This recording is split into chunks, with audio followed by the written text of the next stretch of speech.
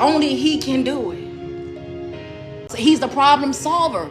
Sometimes God will put us in what I like to call a controlled environment. Remember when Jonah was in that well, that come on, you got to call upon him and then you got to wait on him. Speak it into existence. Call those, come on, you know some word now, sweets.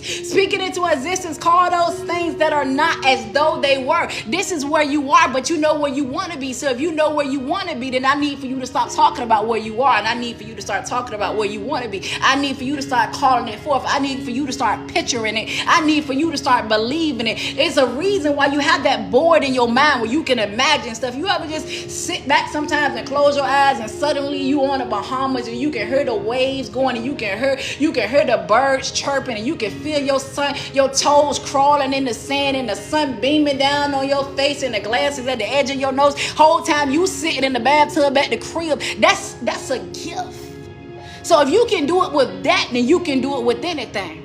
God gave you that gift for a reason. Why do you think that people who ain't never seen nothing, what do you think they're using? Their imagination. Blind people. That's what they're using. They can see just in their spirit. You can see in your spirit. You just don't know that you can see it in your spirit because they think they have you think as a child. That's just your imagination. No, don't shut that imagination down. You need that.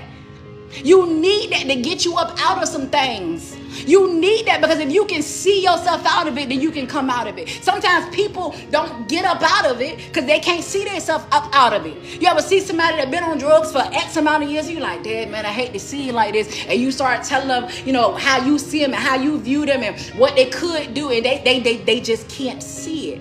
And then let's say you might see them years later and now they got to act together. It's because they saw it. And you don't have to have it here before you can have it in here. Once you have it in here, it moves in here. Once it moves in here, it starts coming out here. Once it comes out here, it comes back to you. You have what you say.